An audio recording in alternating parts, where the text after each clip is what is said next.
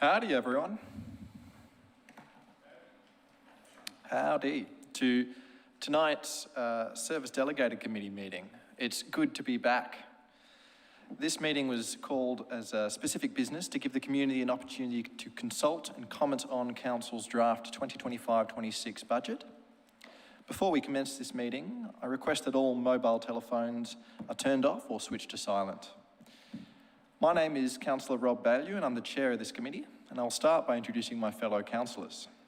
Seated to my left at the horseshoe table in the council chamber are Councillors Lisa Hollingsworth, Councillors Michael Nolan, Councillors Felicity Sinfield, and on the opposite side we have Councillors Victor Franco, Councillor Mal Osborne-Smith, Councillor Sophie Tawney, our Mayor, Councillor John Friend Pereira, and Councillor Krish Pattis. And joining us on the screen behind me is Councillor Shima Abuki. I also acknowledge in attendance this evening our CEO, Mr. Philip Storer, and our Manager Governance and Legal, Mr. Brian Wee, to my left. As I mentioned, this Service Delegated Committee was called to hear from our community about Council's draft 2025-26 budget.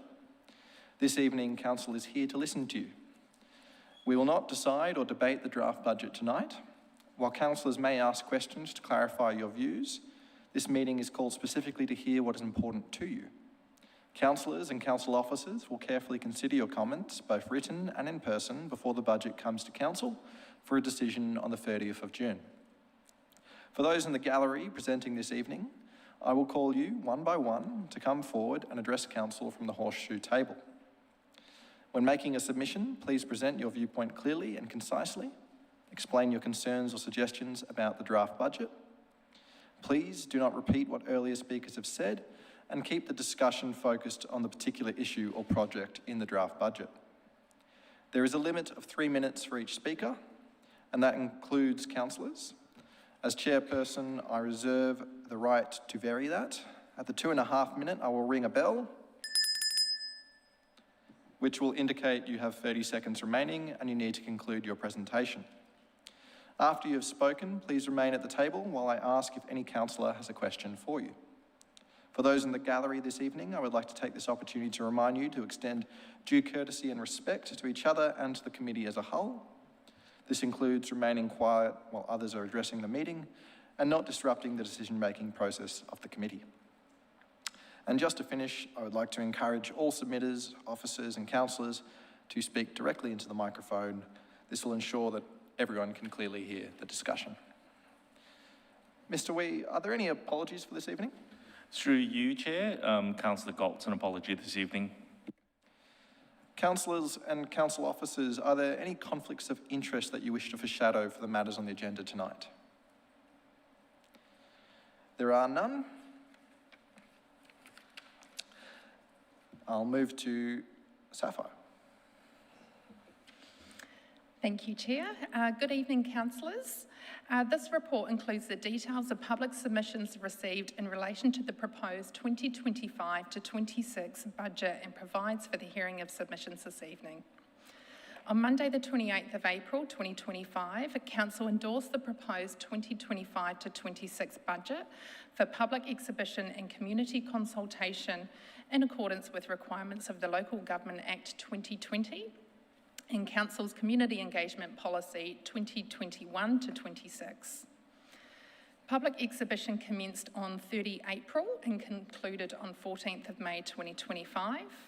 The public notice period has provided an opportunity for additional information to be received by the community in relation to the proposed 2025-26 budget. In total, 24 submissions were received.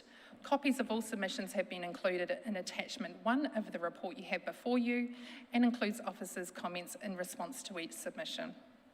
Proceedings tonight are not to be undertaken with the intent for Council to not make a decision, but rather to hear and consider all submissions prior to the final adoption of the budget on 30 June 2025. Thank you, and hand back to you, Chair. Thank you, Sapphire.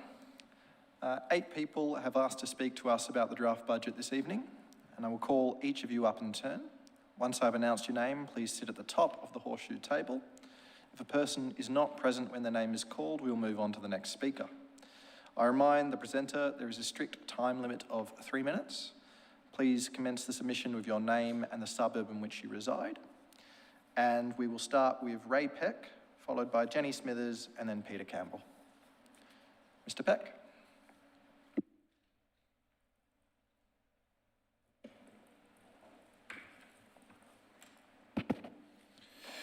Thank you very much, councillors, for the opportunity to give feedback on the draft budget. And also thank you to the officers who have prepared the budget. It's a huge job. And thank you to the officers for the responses to the feedback that I just received tonight, which I have looked through, and it has raised a few more questions, but I don't have time to ask them tonight. So what is the status of the response from the officers is a question perhaps that I would like to know. Is there an opportunity to follow up or not? So I'm a Burundara resident and I've lived in Hawthorn for 23 years. I also convene the Lighter Footprints Forest Working Group. One of our interests is urban forests. And in 2024, we provided feedback to Council on the new tree canopy strategy. We thank Burundara's team leader, arborist Chris Spencer, and Burundara's coordinator of urban biodiversity, Amy Shaw, for agreeing to speak at our forthcoming urban forest public event on the 23rd of July, along with Dr. Greg Moore and Dr. Judy Bush from the University of Melbourne, and registrations are now open. My comments tonight relate only to the draft budget for the ongoing implementation of the Tree Canopy Strategy Action Plan. The document, our feedback document, has 4 recommendations, and tonight I wish to focus on just 2. And I have 2 questions at the end. Firstly, a point of note. From my reading, there are 2 different figures in the draft budget for the implementation of the action plan, differing by $500,000. On page 2, my reading is 2.5 million. On page 149, it's just over 2 million. I'm assuming the latter figure is the correct one. While it's commendable that last year's budget of 2 million is continued and slightly increased, totalling 8 million over the next 4 years, for me, it wasn't possible to determine if this is sufficient to achieve the 14 strategic actions and the 37 related actions in the Tree Canopy Action Plan. This is because the actions are not prioritised and are not costed in the plan. Putting it another way, I believe there is insufficient detail for residents like me to provide useful budgetary feedback to you. Wow, that was quick. Furthermore, it is noted that last year's budget for the implementation of the Tree Canopy Action Plan recorded a very large forward commitment of nearly $1 million, which is half of the Tree Canopy Action Plan budget for that year. And this year's budget includes another large forward commitment of $500,000. The reasons for these large successive forward commitments are not clear even after reading the officer response, to me anyway. They might point to inadequate resources, for example. So my 2 questions are, what is the reason for and the implications of these large and successive forward commitments in the annual budgets for the implementation of the Tree Canopy Strategy Action Plan? And the second question, why are the actions in the Tree Canopy Strategy Action Plan uncosted and unprioritised? And how can residents like me monitor expenditure on the actions and the progress of the plan? Thank you. Councillors, are there any questions for Ray?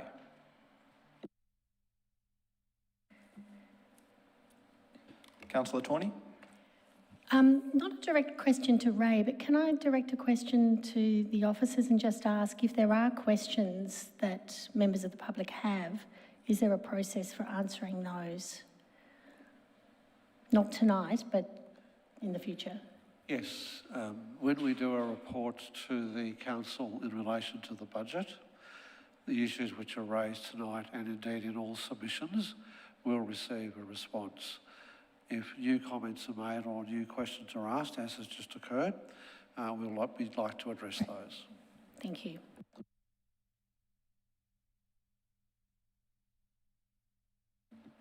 Thank you, Ray. Jenny.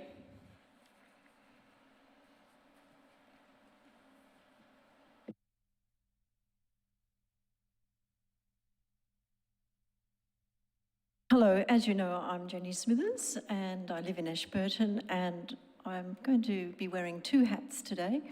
I'm wearing the hat as the convener for the Climate Action Group, Lighter Footprints, who I think everyone's familiar with. And also I would like to be speaking for approximately the 20% of Boroondara residents who are aged between 0 days and 18 years. And as I look around this room, no, there are none of those people here, and Lighter Footprints is speaking for them. So Lighter Footprints commends the Boroondara Council for including a substantial budget for the Climate Action Plan and other climate, environment, sustainability related expenditure in what is, at the moment, a tight financial environment. However, I now note that that is 1.4% of the total expenditure. But if we look at the Climate Action Plan for 2020 to 2025, the Council has an aspirational target for the community's emissions to be reduced by 60% by 2030. Now, that's 5 years away. So really, the 1.4% total is not going to achieve that aspirational target. So we commend the increased spending, but it's not enough. And I'd also like to comment that Lighter Footprints is very keen to see that there be more expenditure and attention paid to helping the community to be able to pursue active transport and be reducing the transport emissions, which is about 20%. And at the moment, I don't feel that it's evident that there's a commitment there, but thank you. And thank you for giving us the opportunity to speak. Councillors, are there any questions for Jenny? Councillor Sinfield. Thank you, Chair, and through you, thank you, Mrs Smithers, for your presentation. I'm wondering what makes you believe that you speak on behalf of my children, aged 10, 13 and 15, and with what authority? Well, as you would know, I'm very concerned about what the science is telling us about what the future holds for younger generations with the risks of unaddressed climate. And I think that there are many young people who feel very dismal about what the future holds for them. So, of course, perhaps I would reword my speaking and say I don't speak for all, but I feel that I do speak for many of the young people here in Boroondara. So apologies if I misspoke. Thank you. I think it's custom and practice to have some form of authority to speak on behalf of other people in this chamber, Chair. Thank you, Councillor Sinfield. Councillor Nolan. Thank you, Jenny.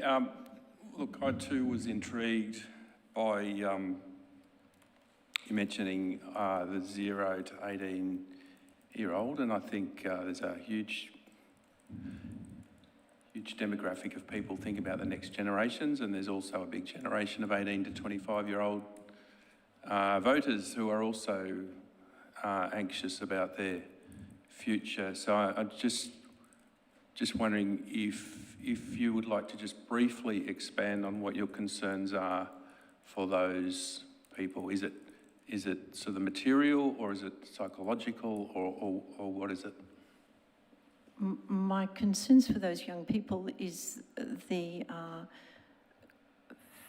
climate that they are going to be living in, and that we've got now in this critical decade to be getting our emissions down, and that all around everywhere we need to be doing all that we can to be protecting their future.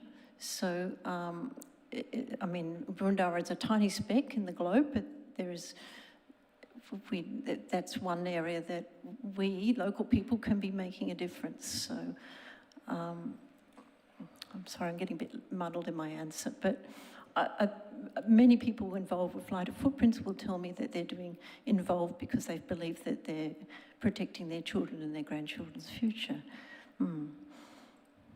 Thank you. Thank you. Councillor Hollingsworth. Thank you, Chair. Thank you, Ms Smithers, for your presentation. I'm just looking at the Lighter Footprints submission and reading some of the comments, and there's mention, obviously, of active transport, so thank you for verbalising that. I just wanted to ask if Lighter Footprints have had the opportunity to engage with the state government with shared cycle trails, for example, from Box Hill to Hawthorn. Are you able to speak if you've had any, positive feedback from state government on commuter trail? I've got a lot of hats, but I'm not aware that Lighter Footprints has recently engaged with that. I know that the Burundara Bicycle Users Group is probably more up to speed there, but... Yeah. No, that's fine, thank you. I just wanted to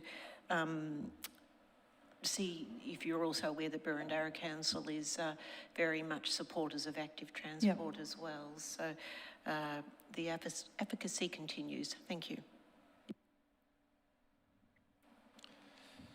Councillors, are there any final questions for Jenny? Thank you, Jenny. Oh, Councillor Ibuki. Thank you, and through you, Chair. Thank you for presenting tonight, Ms Smithers. I just wanted to ask, you said that you felt that Council hadn't put in adequate expenditure or budget in its aim to reduce 60% of our emissions by 2030. Could you just elaborate on what would be an acceptable or an expected amount, and could you just give some, a detail around why you're expecting, a greater amount than the amount that we have put aside? Well, I mean, to reduce the community emissions by 60% over 5 years with 1.3% of the budget, that's not realistic. So that would, I couldn't give you a number what it would be, but it would be a huge total, I think.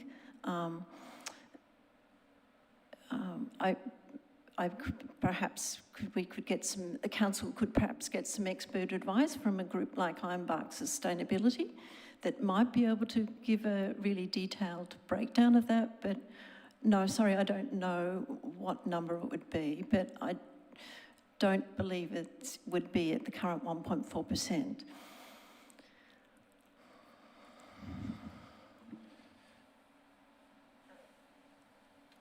I think that might be the final amount of questions, Jenny. So thank you for coming tonight. And we'll move on to our next speaker, which is Peter Campbell. Following Peter will be Bob Stensholt and then Graham Ross.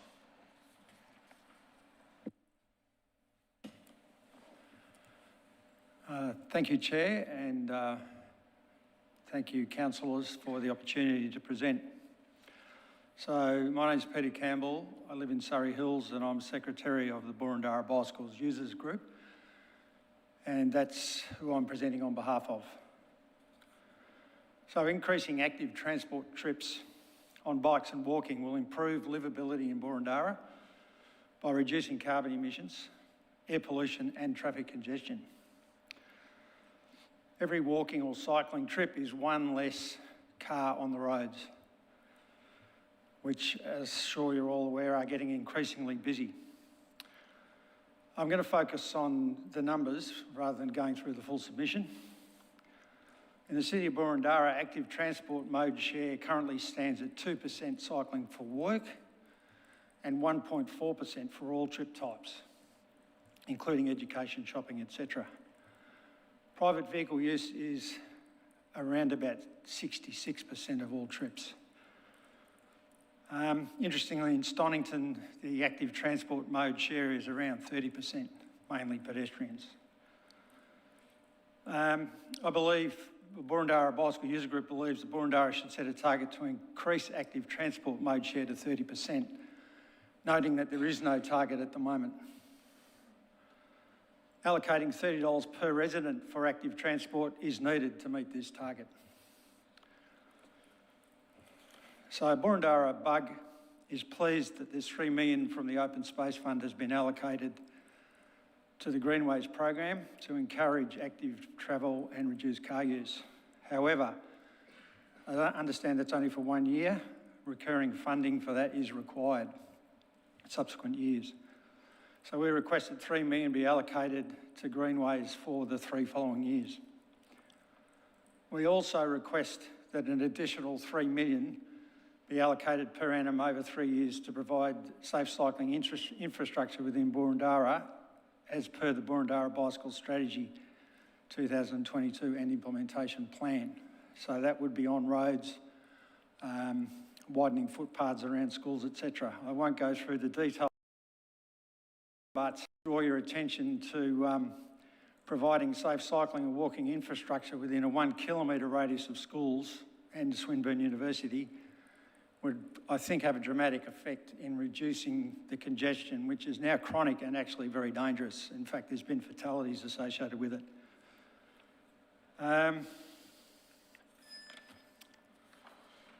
The other 2 items I'd add in there is consideration of a 30 kilometre and 40 kilometre an hour speed limits, 40 kilometres across all streets. I think the street I'm in is now officially a rat run and very dangerous with cars travelling at 50.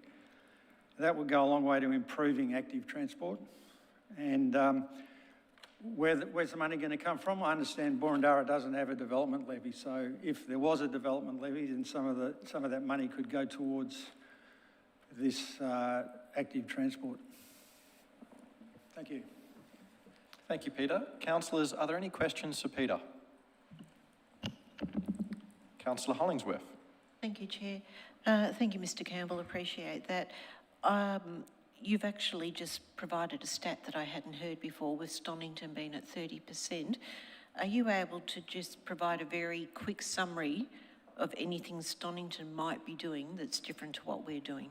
So I found that in their strategy, and they've got some comprehensive strategies. I can't go through the detail now, but it's actually in published documents from Stonington. And I think Darebin have also got some equivalent strategies that have got a lot more detail about how to actually encourage active transport. Thank you for that. I'll go and do some research. Thank you. I'll shoot those through to you. I have got them. Councillor Nolan. Thank you, Peter. I think Lisa's looking at my notes. I was going to ask exactly the same question. So looks like we've got a bit of homework to do to see what Stonington's doing, what's got them to that point, and Darebin, and I guess who are the other? Do you know who the other leading lights in terms of roughly equivalent councils would be?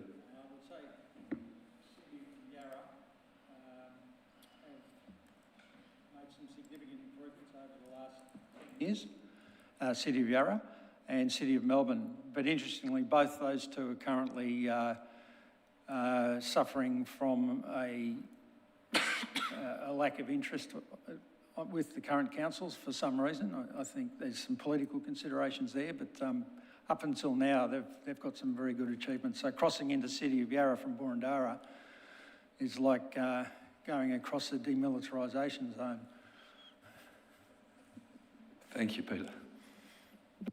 Councillor Ibuki. Thank you, through you, Chair, and thank you for presenting tonight, Mr Campbell. As we know, funding and budgets are finite, and Council tries very hard to balance funding requests across operations and across aspirational and other projects. Given that we probably won't be able to give you the amount of money that you've asked for us to be able to increase active transport, what do you think would be the most effective ways that we should start with allocating some of that money to progress active transport amongst our residents? Well, I think the Greenways program is a good start for local trips and cyclists of all ages and abilities, so that money's already allocated. The on-road scenario, there's some suggestions I've got in the submission about constructing some new bike lanes, but also existing bike lanes, many of them are hazardous. In fact, they're not bike lanes, they're car parks. So if a car's parked in a bike lane and it's not a bike lane anymore, and this is a chronic problem with several bike lanes in Boroondara, so there's also the improvements along Kilby Road are very good. The bike lane's been made a lot safer because it's been shifted away from the proximity with the car doors, whereas other bike lanes on Baldwin Road and Union Road have got cars parked in them, but also car door problems. And I think the schools are a real chronic problem, huge problem. Traffic jams on all the busy roads now, Canterbury Road, Barkers Road, Riversdale Road, and all the back streets, and it's a negative feedback loop because the number of children cycling has declined by 20% over recent years, and that's because they don't feel safe. So, which means there's more people in cars, and therefore the walkers aren't safe, and neither are the cyclists. So to break that nexus, there needs to be wider footpaths and cycleways and possibly more of the crossing people. But that is the chronic problem I see at a local level in Boroondara. Traffic jam twice a day. It's our peak hour, and it's all about schools now. Pick up and drop off twice a day. It's not getting into the CBD and out anymore. Thank you, that's very helpful. Councillor Friend Pereira. Thank you, Chair. I think you mentioned a target or an aspirational amount of $30 per capita. Yes. Would be. Can you give any sense as to what other councils, do they use a per capita ratio in their allocations, or do they use against road spending, for example? I think some other councils are using per capita, and I think $30 is probably best practice. I suspect, I can't give you the exact numbers, but I think some of them are around about 5 or 10. Bicycle Network has got some stats on that. Thank you. And that would, in your submission, that would generate about $5.4 million a year. Is the BBUG asserting that would then be used for on-road, shared and footpaths? Yes. Okay. Yeah, that would be active transport in its entirety. Separately, we've also asked that the spend on cycling be itemised separately from footpaths, because at the moment it just appears as the one sum and it's not clear. I think the majority of the funding is going to footpaths, but I only think that, I don't know that, and I think we should all know. Okay, thank you. Councillor Osborne-Smith. Thank you, Peter, for your submission, and appreciate some really interesting observations there. I've got just a couple of questions. Given Councillor Abuki's comment about scarce resources and finite budgets alike, I am also interested to know how we can do as much as we can with the limited funds available. And for me, that might relate to one of the key long-term projects in Boroondara, the Greenway, or the cycling transit corridor being the Box Hill to Hawthorn Trail, which we all know and have talked about for many, many years. And I'm wondering how we might be able to work with you and move the dial a little in the coming few years, particularly given state elections and the like. Could you just for a moment illuminate my fellow councillors on where, in your understanding, the lobbying is at with the BBUG, and also how we might be able to support you or do better in that area from a council perspective? Yes, so the Hawthorn Box Hill Trail, the vast majority of it is on land that's under the jurisdiction of the state government. So it's critical that council advocate for that. And as the Bicycle Users Group and the Hawthorn to Box Hill Trail Coalition is continuing to do. Unfortunately, it's suffering from what every other strategic cycling corridor in Melbourne is suffering from, and that is zero budget. So it's a classic case of there's a strategy there 10 years old for strategic cycling corridors and zero funds allocated. So none of them are being built, apart from if you happen to have a major project, as in the North East Link or the Western Ring Road or something. If a major project comes along, you might get a section of it, like we got with the Surrey Hills Level Crossing Removal Project, but that's piecemeal, that doesn't get you a network. So the challenge is to get the state government to redirect some of the massive amount of funding that's going on roads, billions, hundreds of billions, towards active transport. And it's a bit like hitting a brick wall at the moment. I'm struggling to understand how we can do that, because we're doing everything we can to make the case, but they tell us that there's a lot of challenges with the Hawthorn to Box Hill Trail, but I saw a lot of challenges with the Surrey Hills Level Crossing Removal Project that cost $660 million. The Hawthorn to Box Hill Trail Rolls-Royce solution with the feasibility study was priced at $80 million, and they said, well, that's a lot of money. We haven't got that sort of money. We've just spent multiples of that doing one level crossing removal. So it's a question of priorities with state government. So I'd encourage council to advocate strongly on behalf of the community. It's not just the Boroondara community, it's neighbouring councils, etc. It's a critical part of the network.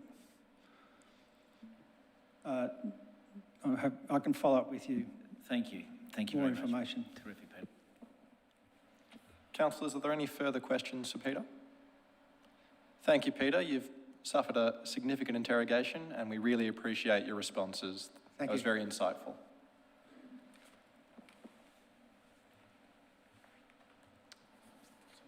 We're now moving on to Bob Stencil.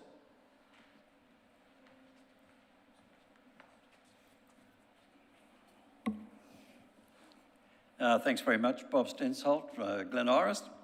On behalf of the Traders Associations of Ashburton, Hartwell and Surrey Hills, I thank the Council for its initiatives in the budget and for setting up the Advisory Committee on Economic Development, and I commend the CEO for meeting with associations recently. It's disappointed, though, that some initiatives the associations proposed to Council has not been included in the budget, such as funding for non-levy associations to help them to a stage of requesting a levy, or providing a dedicated staff member to help them. I note they can apply for triennial as well as annual grants. I assume this will be the case this year and there will be support for that. I welcome the improved flexibility in some grants, including dealing with GST issues. I do note that some grants seem focused on events rather than what I call program support, which allows yearly repetition of marketing and promotion activities. I look forward to real progress on this as promised and further engagement and consultation. I note the Pope permit applications for festivals this year was a disaster, as our coordinator and Ashburton advisor was horrific and the worst experience in her professional career. I support the Council's participation in the state government review, but surprised that its delegate to the workshop was a municipal building surveyor rather than an economic development person. Ashburton will not be holding a festival next year due to the problems this year, anticipate extra costs of 50% and limited involvement of traders. Traders have advised that as an alternative, they'll be looking to hold several smaller community and trader events and recently had some 20 traders, absolute miracle, involved in developing ideas. We'll shortly present them to Council, but early feedback from officers is, we need to have the same number of people there as you had for the festival. I think that shows we need some clarification. It shows a lack of understanding. We obviously can't fit the same number of people in the Ashburton car park that we might have had for the festival. Look forward to further discussions on that at a higher level. We aim to work together for all in our community and support our economic development here in Boroondara with the employment. I spent the last hour or so at a governance session for traders, and their frustration was again expressed, and it was also that staff are grossly under-resourced. We ask again for more staff in the area in the budget. Thank you. Thank you, Bob. Councillors, are there any questions for the Speaker? Councillor Pattis. Thank you, through you, Chair. Mr Stensold, thank you for your submission.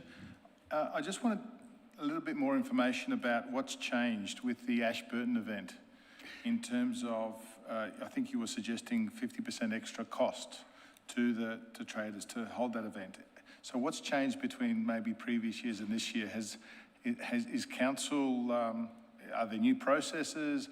Are there new regulations? Could you maybe put some more information?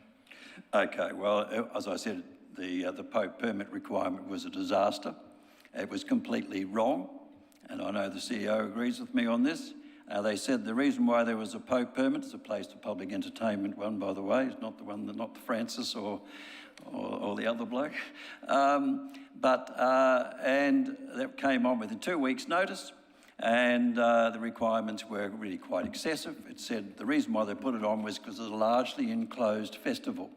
I don't know what a festival in the open street is really largely enclosed when the biggest thing is actually a 3x3 marquee. So that was the great difficulty. Cost of running festivals run by the traders meant to be benefit the traders. Our council provides support for the community, $40,000. But it cost over $100,000 this year. Costs are going up 20% every year. With the Pope permit requirements, we estimate it's going to be another $50,000 or so. We could ask the council for that, but then we've got to do it. And the council's officers are telling us we need an events coordinator to do that. That's another impost, saying you're just a bunch of volunteers. It's not good enough. And the traders are saying also, well, only 13 traders were involved in the festival. Maybe we can do a whole lot of smaller events and do them more successfully and draw in more traders, like have a health and wellness festival, have a range of other smaller ones in a smaller footprint, which won't require the same permit arrangements like you have to have in an open street where you've got to close it, stop the buses and all that sort of thing. That's probably enough. Councillor Franco. I was going to ask the same question, so thanks. Councillor Fren Pereira. Thank you, Chair. Mr. Stensold, how many years has the Ashburton Festival been running? It's been running for about 30 years. I mean, we used to run a billy cart with the Premier running down the hill, but we probably wouldn't be able to do that at all these days. Thank you. Has the challenges experienced this year, is that something that has only occurred this year, or you spoke to rising costs and trader participation. What's been the background to that, say, over the last 3 or 4 years? Well, certainly this year's experience, as I said, is horrific. But, last year it takes an awful lot of time and an awful lot of effort. We have a coordinator for 2.5 days a week. She's meant to be promoting the centre as well as running a festival and spending a lot of time on that. But we are noticing the costs are increasing, and as well as the requirements, what do you call them? The regulatory requirements have also been increasing. So it costs more, to have people to, be at every entrance. It costs more for sort of deal with plans for street closures. I mean, the plans you've got to require now are pages and pages and pages. And that's actually a really hard impost on a small association like ours. Can absolutely understand that. Do you think with potentially going to a model of smaller events which will not cause the same regulatory burden, but also perhaps offer an opportunity for more traders to participate, do you foresee, I guess the question, cumulatively, if you went from one major event to 3 smaller events, what would the numbers or the expectations of numbers of participants be? It's a bit hard to predict what the numbers might be. I mean, obviously it's smaller than having, rides and all these sorts of things, which are now even got, and we've got people who say we won't support a festival with a Pope permit, we won't actually participate. So the idea is to have a different range of activities. We've got 4 ideas. I don't want to go into them now, but we'll talk to council officers and we're happy to talk to the Committee on Economic Development about them. But for example, we're going to have a steam train Sunday again. which don't have to close anything. We do have to have a band on the other side of the railway line, etc. But we're trying to be imaginative, and we'll get an awful lot of people coming to that. And we're looking for a health and wellness festival. We can use, and we try and do that as a week festival. And because we have a whole lot of traders who provide health and wellness but aren't necessarily involved in sort of festival type activities. But they've got this wonderful list of ideas. You can do it over a week, and that will attract, quite frankly, thousands of people over that week. But if you've got any ideas, guys, well, yeah, please. Thank you, Mr. Chisel. It sounds like you and the Ashburton traders have already started to creatively think about alternatives that can be a bit more flexible and diverse.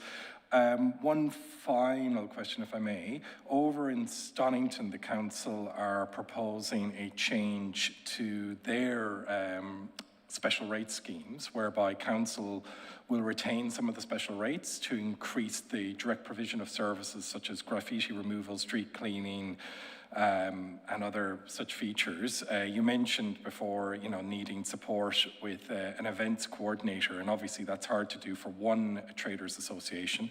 Do you think that there may be appetite in the future for the traders associations to collaborate to hire an events coordinator for more significant events, or is that something that they would give any consideration to, or not particularly at this point in time? Probably not, but if you go down the path and say, let's reserve part of the traders levy for the council officers, I think it'll be the death of the traders levy. You've already heard about that tonight. Thank you. Councillor Osborne-Smith. Bob, thanks for your words tonight. Always interesting to hear your worldview. A lot of talk about events and the importance or the difficulties you've had with that. I'm interested in your opinion on permanent improvements to shopping strips. For example, widened footpaths, bluestone footpaths, parklets, shop front or shop top facade improvements, signage, plantings, parklets, etc. So could you just comment for a moment on your opinion about the benefit or not compared to sort of the more transient things like events in the shopping strips? I mean, all these things are important, but it's very important though, when you do placemaking, that you actually listen to the traders. So there was a placemaking exercise in Surrey Hills last year. I spent $600,000-700,000 on placemaking. When the traders provided some ideas, which would have actually improved things, they basically weren't listened to. So they are very important, and we support what you're doing in terms of placemaking, but it needs to be well thought out rather than just, like they did in Surrey Hills, just redid the bitumen. Yes, they actually linked up with what the railway crossing people were doing, but much more imagination, much more discussion, much more consultation will actually improve them. All those things are important. Parklets can be important, but I guess the traders that have them need to actually make a contribution to that, and that's what you're doing.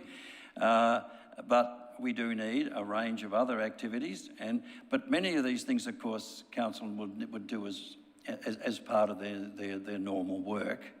And the traders levy is actually for promotion and marketing. So, but the two needs to go together, because if you haven't got a decent shopping strip, if it looks awful, then no one's going to actually go there and buy things. So it really is, you do need a comprehensive strategy, and I hope that the Committee for Economic Development, or whatever it's called, the precincts one, will actually look into that. I know Sheema's doing it, she's chairing it, and I hope that will make a lot of progress in that sort of more comprehensive policy framework. Councillor Burkey.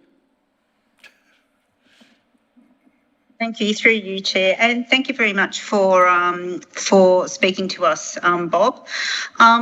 It seems that what I'm hearing is that, there's quite a lot of challenges for many of the traders in perhaps working with council to understand what's needed, and maybe there's also some barriers there from council's perspective in truly listening and understanding what traders want, do you think that it would be a good allocation of funds if council could come up with some budget to dedicate or to find a dedicated, concierge person or an officer who would be able to work, across and with the traders, and perhaps work across different departments and, make it easier for traders to navigate different departments, offices. Do you think that might help as a starting point? Well, I think that's what council's doing, and again, looking to do it in this budget exactly. But it's not just one person. You need a number of people because this is not a simple area, and the people in the economic development. I mean, as you know, I've talked about the 3.75 in the past, and I think there's not clear to me how much more is going to be in the budget, but I'm told there is going to be more. But they need to get there and get out there among the traders. They need to understand who the traders are, talk to them, walk the talk, walk in their shoes. And that will be what will make a successful concierging. It's not just one person will do this. The council's a very big instrumentality, and therefore you've got to, you have these committees which meet and they look at things. They only meet once a month, and if they do things and then go back to somewhere, they've got to wait another month. What you need is good decision making, a really good understanding of what is sensible and what can be achievable, rather than just business as normal where nothing much happens very quickly. But I do admit the recent initiatives and the responses that we're getting from the recent discussions we held with the CEO and the senior officers, it gives a great deal of hope. But there's still a lot of frustration among a range of associations, which will take time to deal with. And we hope that over time that this will be an improved service to these traders associations so that we actually, economic development in Boroondara. I mean, it's very important. There's a lot of people work here. A lot of people, spend their money here. And, it's a high priority, I would have thought, for council.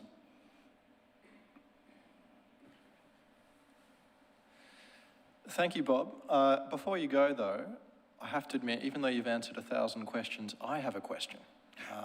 This council is very interested in climate action, and one of the things that comes up frequently is the support we can provide to businesses when it comes to cutting their energy bills. Do you think that's a priority for businesses in Boroondara, and should we be doing more on that? I think you should be doing more on it, and, personally, I know when we started the Hartwell Association, we tried to have a group buying arrangement for power in order to reduce the costs there. And I remember even talking to the CEO and saying, why don't you use the rate thing in order to try and get that? And that was when it was less competitive. But I think there's one area which can be done if it's possible. It's not easy. Is to have a solar panel groups, and some of them are being done in Boroondara, but it could be done in shopping centres where you do have roof space there, which can be used for solar panels and therefore produce energy, which they all use during the day, quite frankly. So I think there are ways of doing that. There is some discussion, as you know, of trying to get the smaller miles thing, whatever the name of the program is, so you source things from nearby rather than source them from America. So there are initiatives which are discussed in business circles. Thank you, Bob. And thank you for answering all the questions tonight. Your insight is really appreciated by this council, and I hope we can all do more to support businesses in Boroondara. Our next speaker is Graham Ross. Graham will be followed by Julie Mulhauser and then Gregory Ball.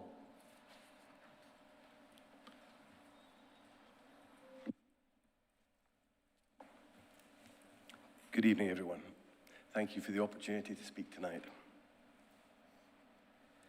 My name's Graham Ross, and I'm a resident of Camberwell. I represent the Kooyong Coot Alliance, who's a group who represent 20 friends groups along the Kooyong Coot, or Gardeners Creek, and its catchment. We are working closely with Burndarra Council and other stakeholders towards delivering a strategic plan for Gardeners Creek, which we anticipate will be done before the end of the year. KK is disappointed that there appears to be no additional allocation of funds to the biodiversity budget to facilitate the transition to a more balanced, biodiverse and climate resilient Burndarra. The current maintenance budget, as it seems, with no additional funds, is not sufficient to deliver the 1.35 hectares that we petitioned for earlier in the year, and won't meet the needs and expectations of the community. This was a position articulated at our extremely productive and positive meeting regarding biodiversity and tree canopy earlier this year, which most of the councillors attended, together with Andrew Kelly and Dr. Craig Moore. We need a specific percentage or sum allocated to the biodiversity sector to continue to engage and grow the community, which can be such a vital part of the biodiversity rollout. Collectively, the Kuyonkut Alliance and its groups volunteered over 17,000 community hours last year. This year alone, 2 new Friends groups have been established, one at Markham Reserve, part of John Friend Perez ward, and one new one at Back Creek, which is Victor's ward, both contributing significantly to the biodiversity goals of the council. So biodiversity is not just about creating community and unleashing the huge dormant resources that is public, but their support must be creating value add over and above council's targets and commitments. Additionality is key. There needs to be specific sums allocated to the biodiversity budget to allow your biodiversity team to resource this important area properly. We don't believe there are resources to increase the team. Benefits go much further. It helps build community, strengthen individual sense of self, place, and well-being. Diverting much needed funds from the tree canopy budget is not beneficial to biodiversity and would not be, in my view, our view, an acceptable outcome. An absolute minimum of $350,000 needs to be allocated to improve the biodiversity within Burndarra, plus maintaining the allocation to the tree canopy. The Kuyonkut Alliance is requesting an urgent rethink of the budget of this allocation. Thank you. Councillors, are there any questions for Graham? Councillor Osborne-Smith. G'day, Graham. Good to see you, and thanks for your well-calibrated comments. I'm just curious to understand the power of your friends groups and that 17,000 hours of labour that you have mentioned, which I think we all acknowledge is an extraordinary contribution to our community, and I think I can speak on behalf of all councillors when I say a massive thank you to all of those hundreds of volunteers who turn up week after week to plant, to weed, to improve our environment and to really make a difference. So thank you for all that. But to give us a feel for how far $1 goes, or $1,000 or $10,000, if you took an area of, let's say, 1,000 square metres, the old quarter acre, 1/10 of a hectare, if it was prepared and if it was, as in the soil was prepared by council, if tree stocks were purchased by council, how much extra money does a friends group need to plant out that area, for example? Can you just give us a feel for how far? Yeah, I mean, I suppose looking at other projects we've got on the go at the moment, we got $92,000 from the state government and the Green Links project to plant over 20,000 plants in a 1.2 hectare site beside Deakin University. And so $92,000 was a 1.2 hectare site? Correct, yep. And that included the plants? Yep, 20,000 plants, and also that includes site preparation as well. So we think that we're going to, because of the level of community involvement, we had over 60 people last weekend, most of whom were under 30 years old. I'd say 60% were under 30. So you're connecting with youth and a broad sector of the community as well. So you're getting big buy-in, you're getting much more efficiency in terms of bang for buck, which also council is interested in, but clearly as well, you're getting people who are learning new skills. Yeah. You're getting people who, as part of this, it's so good for mental health, it's so good for connecting community. I think there are a lot of young groups now who would say that probably 50% of their membership are receiving some sort of support for mental health. These types of activity and seeing council rolling out biodiversity and improving our landscape provides them with hope.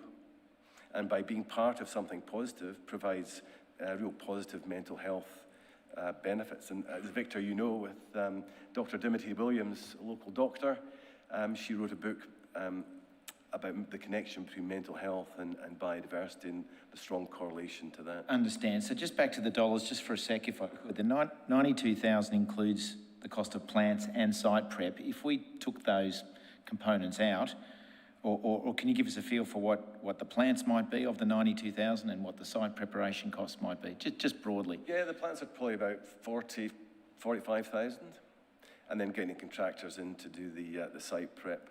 I would say that, again, a lot of what we do, we're pragmatic, so we do use chemicals, we do use glyphosate, but the way we do it pragmatically. So you do the hit, and then you get the community in to help do hand weeding and deal with it that way.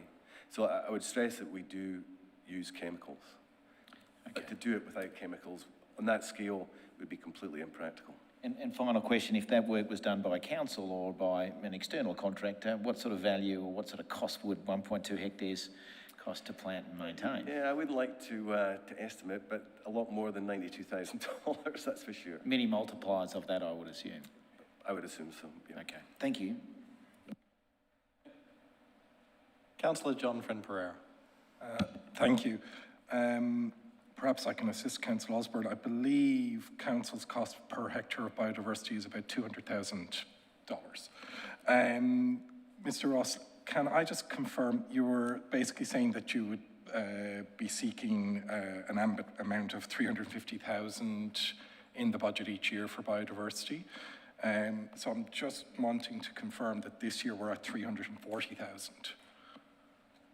We've got $240,000 for biodiversity vegetation implementation and another $100,000 for greenways, and that's greenways biodiversity works along greenways as opposed to greenway trails. Yeah. So I would actually be saying perhaps you should be more ambitious. I wasn't aware that there was a biodiversity element to the greenways. My understanding was it was just purely in the budget papers, I refer everybody to page 149.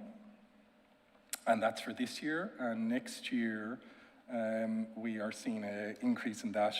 It changes its name to Create Green Spaces and Shared Trails, and it goes up to $250,000.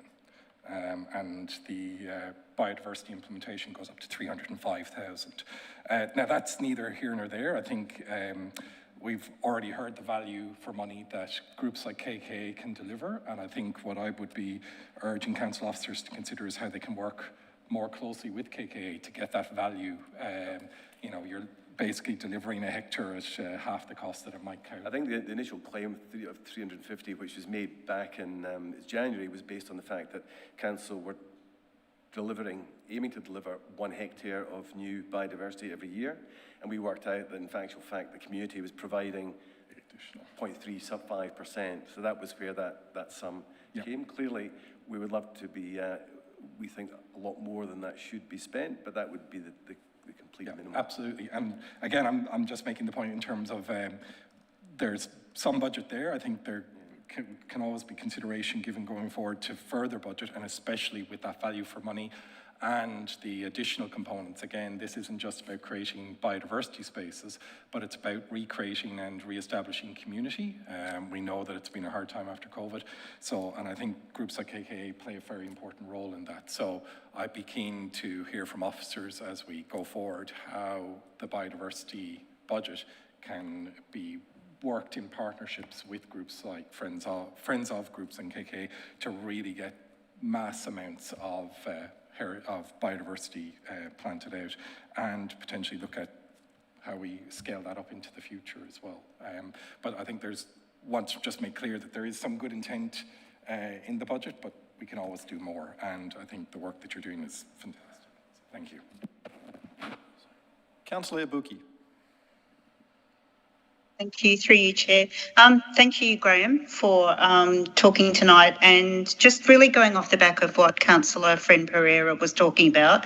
It seems to me that, you know, the delivery of, you know, increasing biodiversity is just delivered in such an amazing way through KKA, and the amount of community strengthening and development, and the way that you involve people through, you know, a wide range of people seems to be, you know, a wonderful way that council can achieve some of its goals. So I just wanted to ask you whether you had applied for, or whether you had had much success in applying for grants from council, because that's another thing, of course, that council can look at, is how we work with the community and how we encourage your work through the provision of grant funding. Yes, I think I've mentioned before, we've been particularly successful with the project grants. We've applied for, I think, 9 project grants in our time, and we've been awarded 9 project grants. 2 of those have been from Burndarra. What we aren't receiving is money to support the group to help deliver those projects. So it's really a resource issue, not getting our hands on plants. We could spend the whole year planting plants, but it's getting the resources to drive the organisation.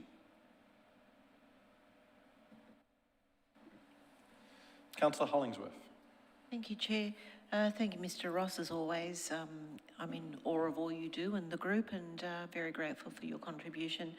Just wanted to ask, with the years now that you've been involved in the program, are you noticing any new or increased fauna to the area, whether it be bird life or water?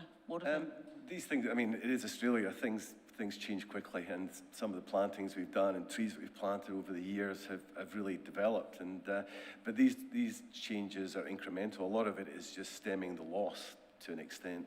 Obviously, we know what's happening in people's backyards, and the loss of, you know, small birds, especially to the suburbs, has been terrible. And that's one of the focuses of a large number of our groups, is providing that structure in the parks that protects them against noisy miners.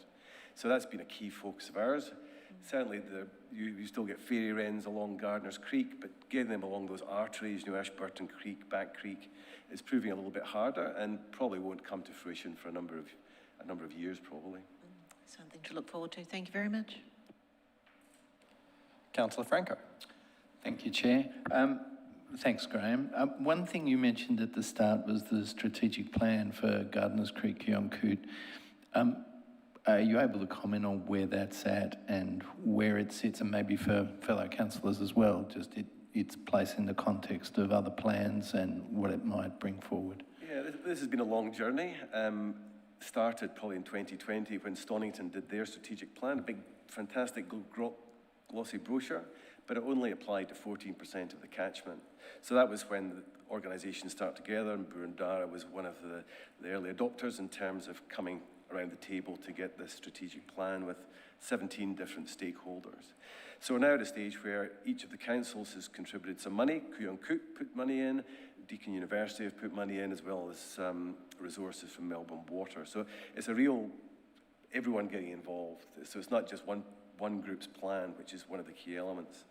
We've now appointed 2 sets of consultants, one to do the science and the number crunching, the data, another one to develop the plan and make it a real, again, an inclusive strategic plan. So it's not just pushing the barrow of one particular council or Melbourne Water. So we're hopeful of delivery in the next 3 or 4 months. And clearly taking into account the work that's been done with Stonington's plan, but also the one that was done by Burndarra as well. Thanks. One other question, if I might, Chair. Just footpath plantings and how that program is going and funds for that, how you see it and how you consider it. Sorry, what did I say? Footpath. Nature strips. Thank you. Jamal. Yes, I just wonder if you might comment on how you see that program and how it's been funded to date and how it might be enhanced? Yeah, it started off self-funded, and then Burndarra came on board a couple of years ago, and we most recently got another grant from Burndarra.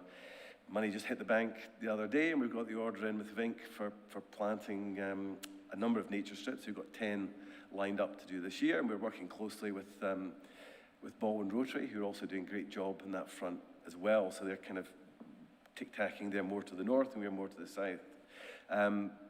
Adoption tends to be a bit patchy. Some people get put off because there's a bit of work involved, but we find that, you know, the harder you work, the more likely you're going to look after it long term. So it's been a really successful program. The areas that have been done, there's just a noticeable change in the feel of the street. But one of the key things is when you're out working on these jobs with the residents as well, it's again another community situation where people who maybe live in the same street for 30 years come together to talk when they might not, if they're just hopping out in their car. So again, it's hard yakka, bang for buck, or plant, you know, it's not high productivity stuff, but again, it's just having that community element as well, and a great opportunity to talk about other issues in the community. Thank you. Councillors, are there any further questions for Graham? If I may say just one thing, the council have completely turned around in terms of dealing with friends groups in the last 3-4 years. And I'd have to say that it's an absolute joy to work with Burndarra Council. The officers are so obliging, and the whole feel of working with Burndarra has been a real positive experience, which helps everyone. So thank you. That's wonderful to hear. Thank you, Graham, and thank you for answering our questions tonight and sharing your insights. Thank you. Our next speaker is Julie Mulhauser, who will be followed by Ian Hunley, followed by Greg Ball.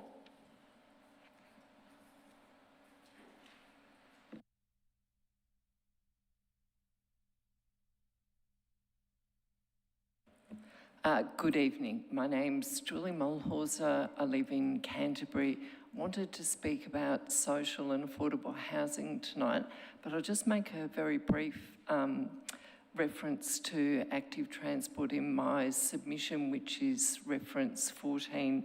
And on page 10, I've got some links to the Quiet Streets program and the Welsh experience with reducing speeds to 30 kilometres an hour and the reduction in fatalities and serious injuries. So with respect to social and affordable housing, actions that which doesn't have an allocation in the budget, actions that the council can take to increase the number of social and affordable homes include developing an affordable housing strategy as part of the housing strategy along the lines of the City of Monash's. The purposes of an affordable housing strategy would include providing an evidence base to advocate to state and federal governments for effective policy responses, including mandatory inclusionary zoning. This was recommended in the 2021 inquiry into homelessness. B, to inform the community on the unmet need for social and affordable housing. C, develop a long-term leasing model of council assets to a community housing provider. This would not only increase the number of non-market homes in Burndarra, but provide a model that could be implemented by other levels of government. Secondly, the council could promote small secondary homes by including this as a category in the Urban Design Awards. I had put down become a member of the Eastern Affordable Housing Alliance, but I realised that you have already joined them, which is wonderful. To achieve these actions, funding needs to be provided to develop and implement an affordable housing strategy, develop a legal framework for long-term leasing of council assets, develop a new Urban Design Award category for small secondary homes, and inform the community regarding unmet social and affordable housing needs. Just briefly, to explain the terms that I've used, non-market housing covers both social, which is subsidised public and community housing for very low and low-income households, and affordable housing is housing affordable by middle-income households. Just to reiterate that Victoria has the lowest share of social housing in the nation at 2.8%. A recent report calculated that Victorian state governments need to build 8,000 new social homes annually for the next 10 years just to catch up with the rest of Australia. To put that in context, the big housing build is only 12,000 social homes. So it's a huge hunt. I'm going to have to ask you to wind up. Thank you. Finish. Thank you. Councillors, are there any questions for Julie? Councillor Tawney. Thank you, Julie. Thank you for your submission on this. Are you able to speak to the Monash strategy, policy approach? Anything in particular that you like about that? So Monash has used SGS planning and economics, which I believe other councils who've developed similar affordable housing strategies. The addition to what Monash have done, it's really an extension. They refer to possibly using council assets, but I think if you wanted to be ready for that opportunity, then developing the framework that would allow that to happen would be an important part of the strategy. Thank you.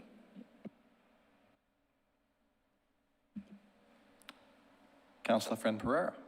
Thank you, Chair. Ms Mulhauser, you mentioned off-market and council assets. Can you give sort of an example of what that might look like or how it might play out in Burundara? So it could be, I think a Burundara council already have the example with servants' housing where council assets being used, but it could also be that the land is retained in, say, a trust by the council, similar to the state government's ground lease model, and a community housing provider builds the housing on a long-term lease. The most expensive and obviously the most rare part of providing well-located housing is well-located land.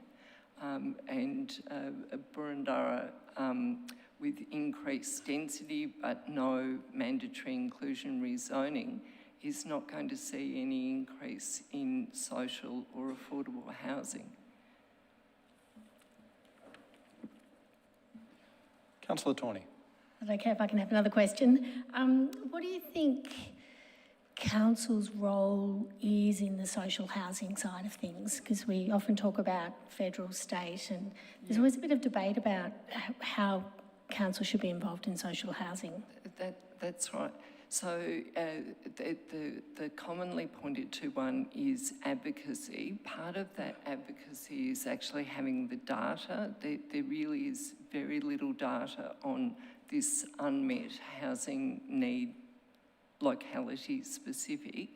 But it's also the education of communities, so that helps build political pressure for increased action at other levels of government, but also that insight that council can provide models for other levels of government and utilise council land.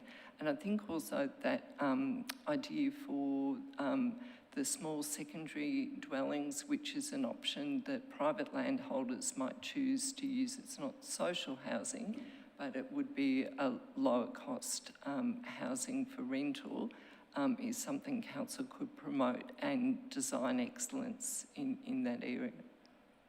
Thank you. Councillors, are there any final questions for Julie? Thank you, Julie. We now move to our final two speakers, starting with Ian Hunley.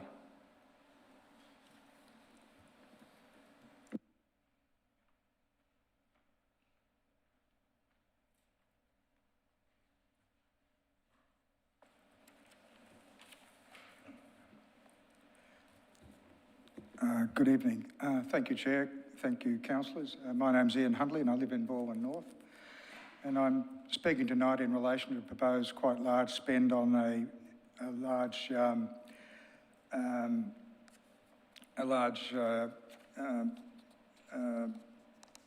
do you call it, a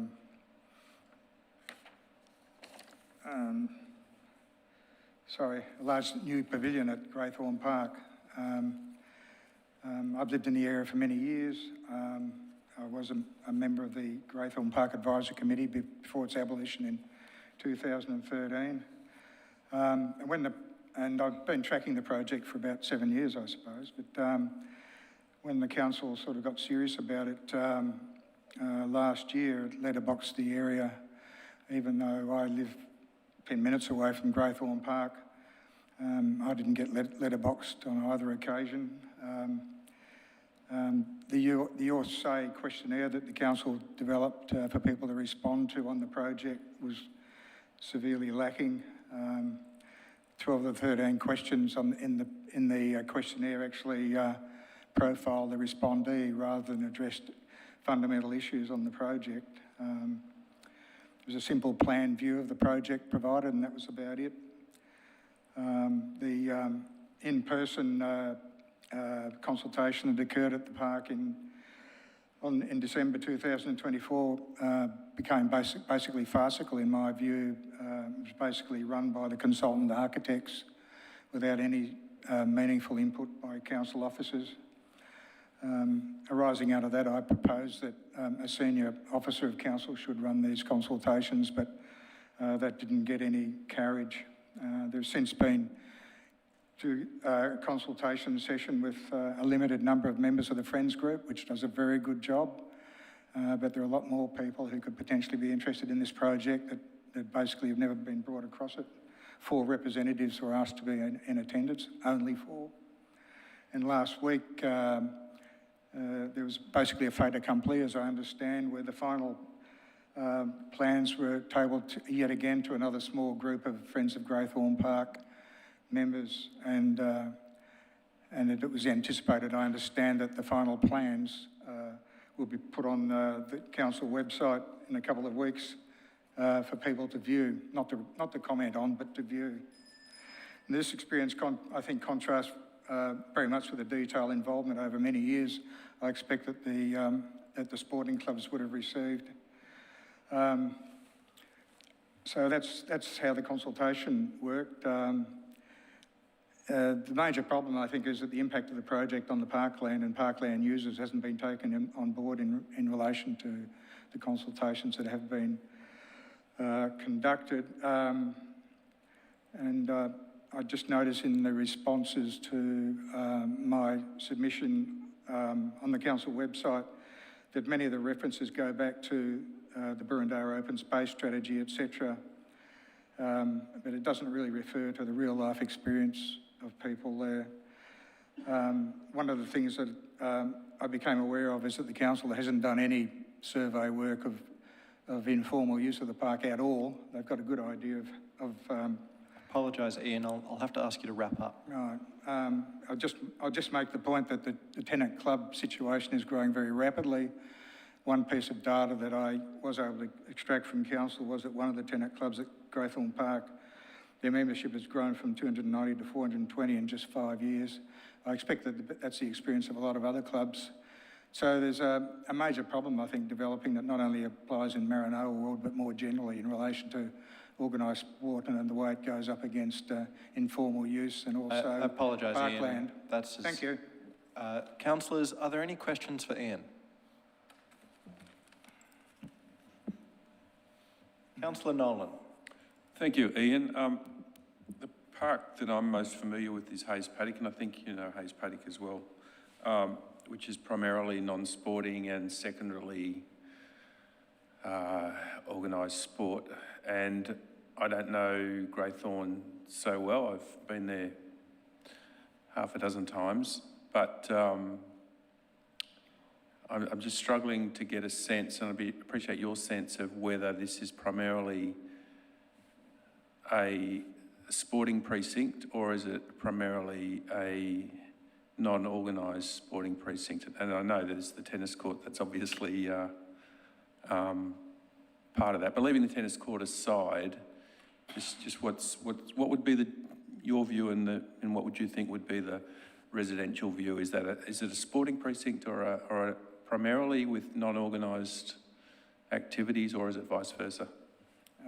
Well, I think as it was developed through the master plan in 1997, well, it came to fruition in 1997, it would generally be viewed as a bit of both, I think, Councillor. Prior to that, I think there were two ovals, but now there's just one. One of those ovals was pretty rough, and that's what was turned into informal use open space. The other very valuable part is the tree-lined aspect of the park, and the way about, I think, 0.8 kilometres of walking path is able to be used by residents on a daily basis, and some of us have tried to do counts on that in the absence of any effort on that part by the council. But I think we'd still see it as something that should be maintained for both organised sport and for informal use, and that the informal use goes together with an enhancement of the vegetation in the park, for which the Friends play a major role. But reading between the lines, this project and what might flow from it puts that under some quite significant threat, I think. Recently, the council announced that the park would also be the venue for night competition play. It hasn't been before. There's to be a restructuring of the Oval, I think. We haven't heard anything about Ian, that. I just want to remind you that questions need to be relevant to the budget and the subject at hand. Right, okay. Yeah, I'm attempting to do that, Chair, in the context of what this budget spent might be on, and what its deleterious and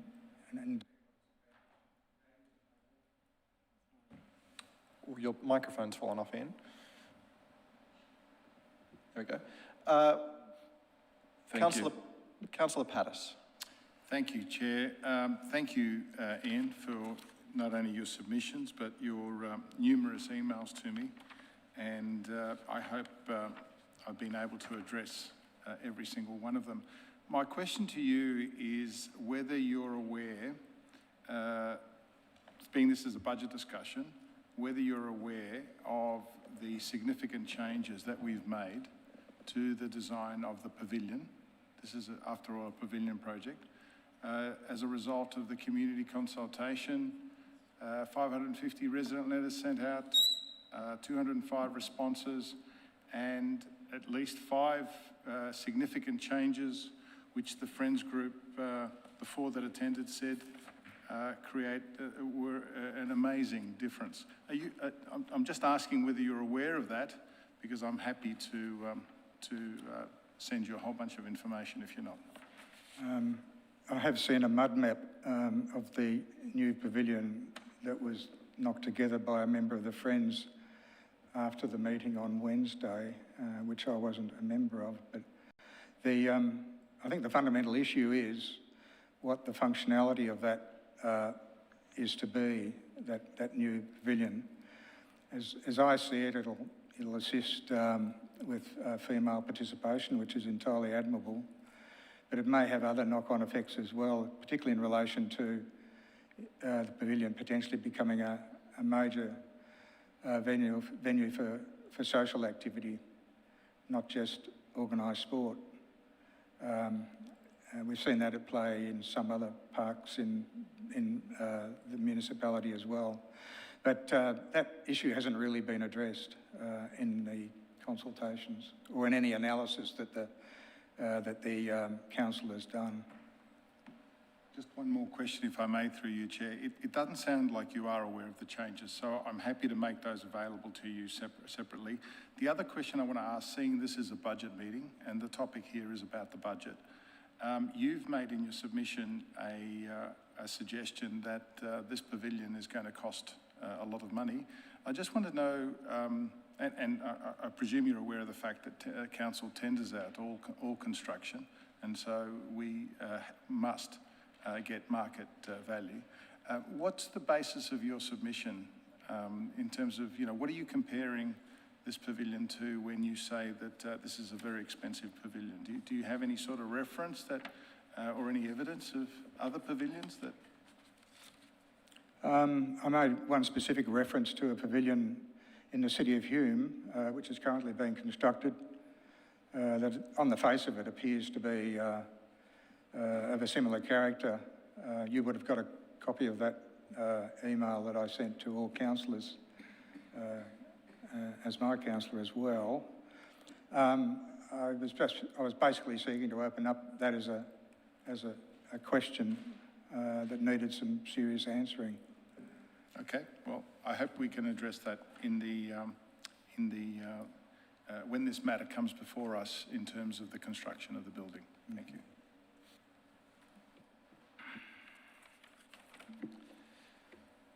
Councillors, are there any final questions for Ian? Councillor Friend Pereira? Yeah, thank you. Thank you, Mr. Huntley. I'm listening intently, and I'm guessing, really my question is, you've raised a number of concerns, some related to budget, some to building footprint, some to consultation, some to the current use of Greythorn Park between organised sport and recreation. What is the primary concern that you have? Because I'm finding it hard to pick up. And I guess a new piece of information that you brought to my attention today was that there used to be 2 ovals and now there's 1, which addresses organised sport versus recreational in my mind. So I'm just trying to understand if there's one major thing in a budget context, what is it? Is it cost? Is it usage of the pavilion? What's the issue? Well, in some senses, I suppose it's value for money, councillor. As I said, the 1997 master plan, which was allowed to lapse, as I understand it, without being refreshed in any way, provided what I think most users of the park over the years have regarded as a balanced use of the park. So is it really value for money if, as may well be the case, the informal use of the park and the maintenance of the vegetation is in some way compromised? And as I say, the council itself has really done no measure at all of the level and nature of the informal use of the park. There are 2 or 3 of us that have basically been doing some observations there, and I'm pretty sure we'd be willing to share those observations about that. The council, I think, has very clear numbers on what the level of organised activity is by necessity, but it has really no understanding, I don't think, from what I can see, of the informal use of that space. Thank you, Ian. I think that concludes the questions. Thank you. We now move to our final speaker for the night, and I just want to thank you, all the speakers that have held on. The council officers will be going to matters returning once the speaker's done, but please welcome Greg Ball.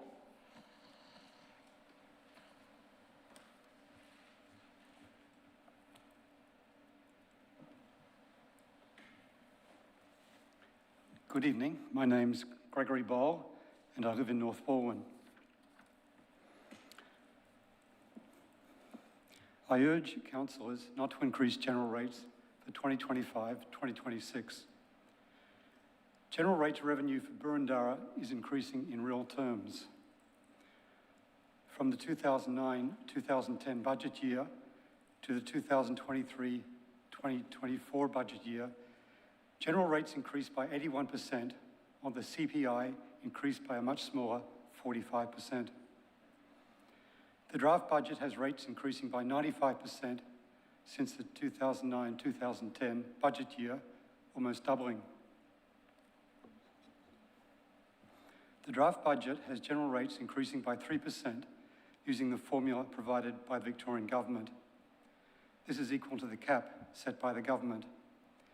The actual revenue increase from rates will be greater than 3%, expected to be about 3.7 to 3.9%.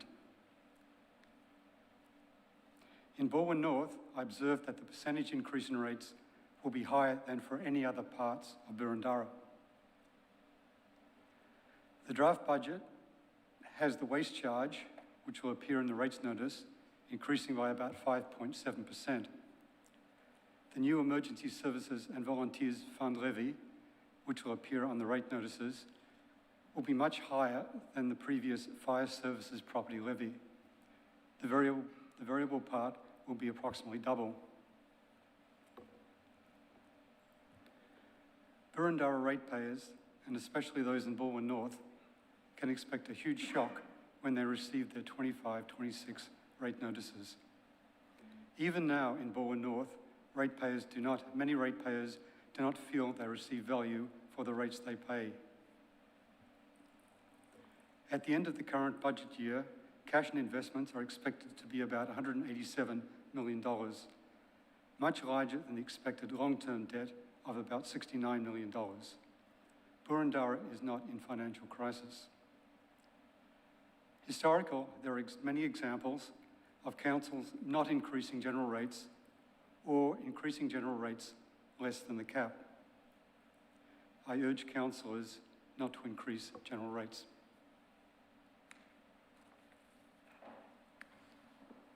Thank you, Greg. Councillors, are there any questions for Greg?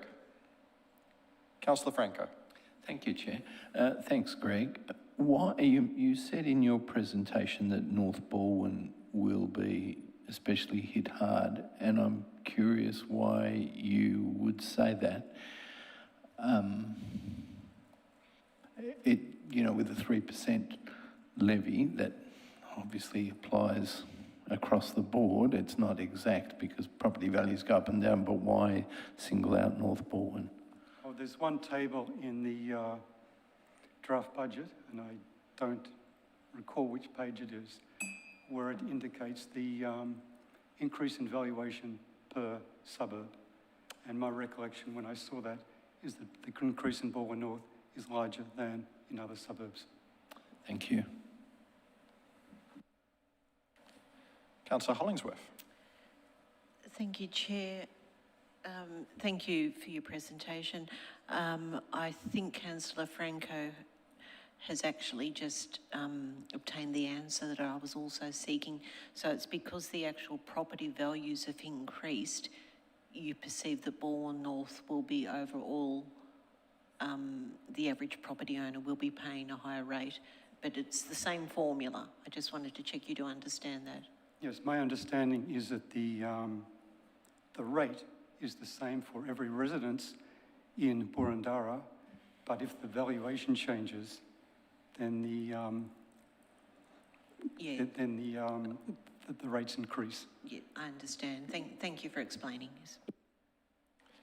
Councillor Pattis. Thank you, through you, Chair. Mr. Ball, was it? Yes. Yes. Thank you for appearing tonight. I do live in Balwyn North, and I'm really keen to make sure that that our rates don't increase any more than they have to pay for the services that this community needs. You mentioned that you perceive that there are people in your community that don't perceive they're getting value for money. Is there something that you believe that we're doing that we shouldn't be doing, and therefore wasting money on? Is there anything specific that you think this council shouldn't be doing, and therefore, so where do you get this perception of not getting value for money? It's the easiest question to ask is, what shouldn't we be doing? That would be a very useful feedback for us, because seeing this as a budget discussion. Okay. Perhaps Mr. Storr can correct me if I'm wrong, but even if there were no rate increase this year, on the profit and loss statement, Boroondara would still be running at a profit. So with zero rate increase, you can still do everything you are doing now. The problem, of course, is on the important cash flow. And because the capital budget is so large this year, there's a deficit in the cash budget. And that relates to capital spending. We just heard about, for example, if you want an example, we just heard about Greythorn Park, and the budget for that is, I understand, is $5 million. And I did provide feedback, and my feedback was that the increase in footprint was too large, and that was the last feedback I got from the council about that project. If the problem was with change rooms, perhaps the change rooms could be modified so they're suitable also for females as well as males. And it's like, I think, Kew Library, where the existing structure is fine, perhaps it just need modifications. And if that were done, we could save almost $5 million. Where I live, the street I'm living now, when trees are replaced, they're replaced with oaks. And I've told the arborist that it makes no sense whatsoever to plant trees which grow to 7, 8 meters under power lines and service lines, which are, say, 3 or 4 meters off the ground. So already this year we've had crews come through, Burundara crews come through twice to prune the trees. And probably there'll be another pruning necessary after spring. So I've mentioned one on capital and one on services, to answer your question. Councillor Friend Pereira. Thank you, Chair. Mr. Ball, you used CPI as kind of a benchmark to pace, I guess, council's costs. What are the, in your opinion, what are the disadvantages or advantages of using CPI, which is a consumer purchasing index, for an organisation like council? Well, the appropriateness is that's what residents experience, is change in consumer prices. So if they see their costs go up, for example, 3%, and they see their rates go up more than 3%, then they'll feel that they're getting behind, that their rates are going up in real terms compared to the increase in costs that they see. We could use a different economic deflator, and I think over time that would look much the same. Thank you. So it's very much, in your opinion, the use of CPI is to capture the consumer experience and their perceptions. Would it surprise you if I said that in New South Wales they have a local government index, and because it captures the costs that councils face, which is mainly wages, capex, service delivery, as opposed to, say, groceries, and for the coming year that's going to range between 3.7 and 7.6%. So I guess the point I'm making is that CPI might be very useful for people operating households. I'm not sure how useful it is in assessing the appropriateness of running a council or any form of local government. Well, I can answer that two ways. Going back, even if we had no rate increase, then the council would still be running at a profit this year. So that's covered. The other way is, I think the city has 890 employees, and the average compensation per employee is $132,000.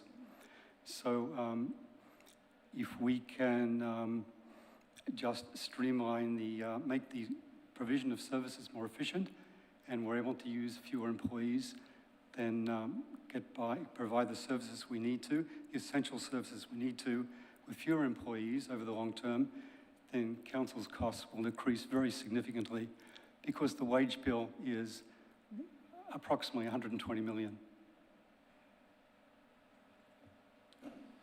Councillor Nolan. Thank you, Greg, and thanks for your submission and coming along tonight.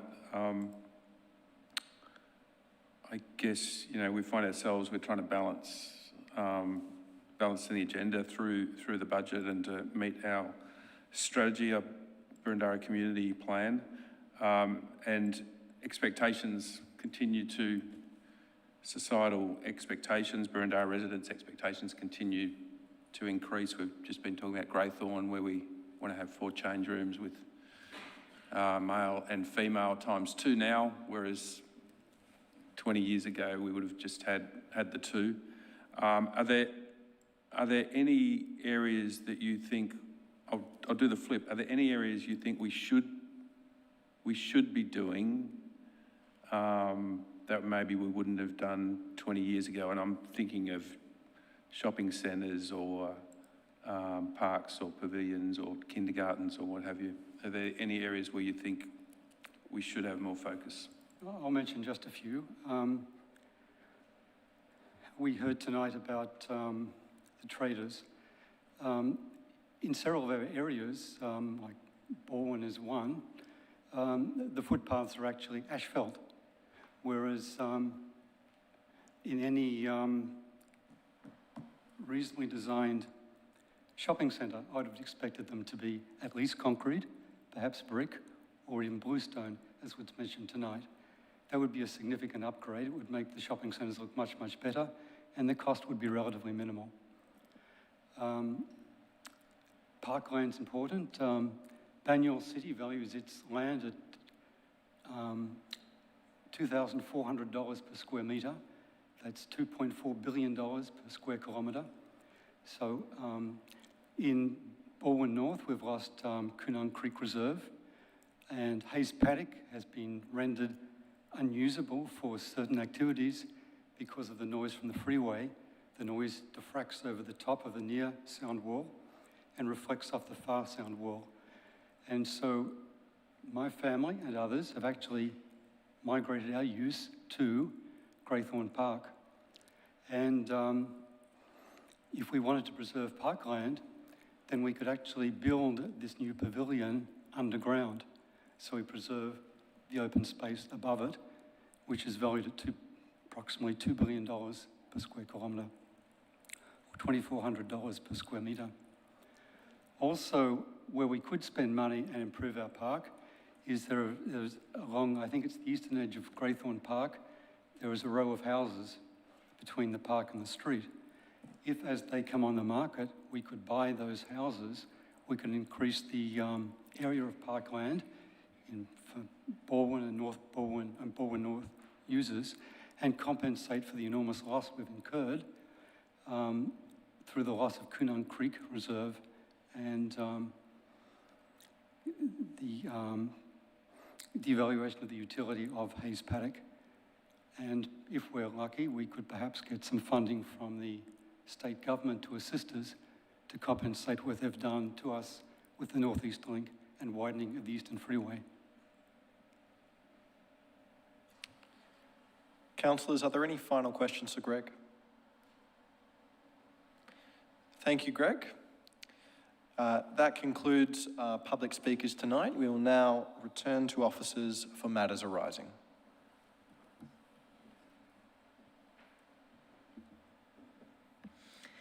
Thank you, everyone, this evening for all of your submissions and taking the time to speak to them as well. So, nothing else.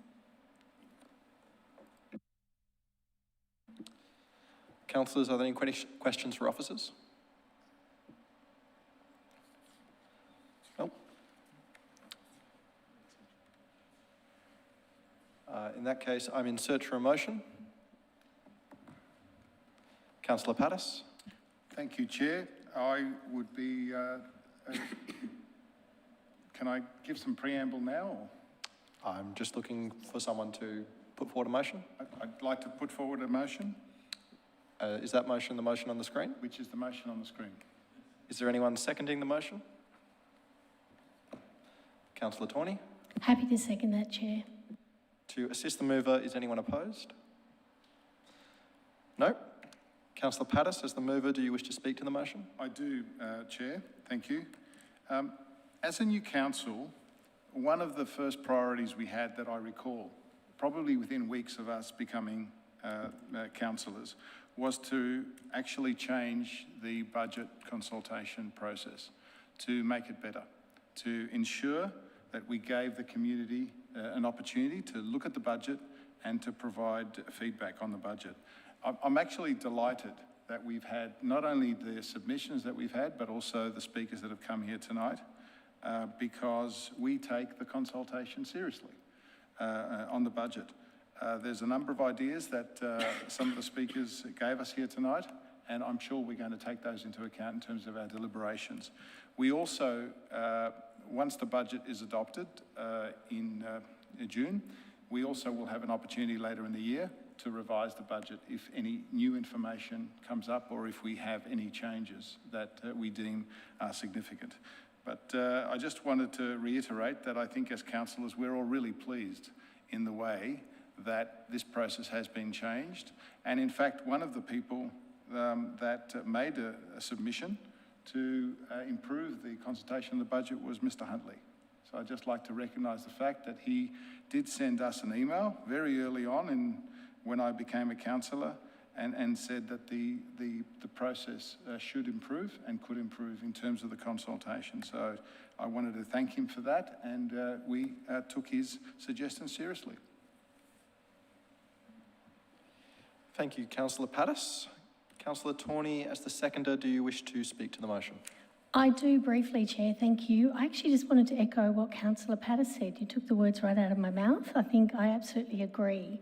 We set out as this council group to create a more open, transparent process around lots of things, and this budget was particularly important. So I'm thrilled to hear from the community. Thank you everyone in the gallery who came and spoke. I hope that was a good experience for you. We really loved hearing from you, and it's very important to hear the community voices in this. Thank you also to the officers for all your work in preparation of this budget and also in taking 24 written submissions and analysing them and responding to them in such a quick time frame. We're always up for continuous improvement, so we are looking at the budget process for next year, and we'll be taking this process and having a good look at it and see whether and how we will improve it. But thank you to everyone involved. I will now put the motion to a vote. All those in favour? I declare the motion carried.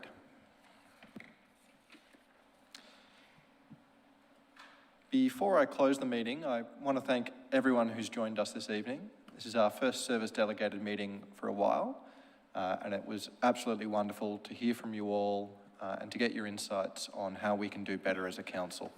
So, thank you. I declare this meeting of the Service Delegated Committee closed.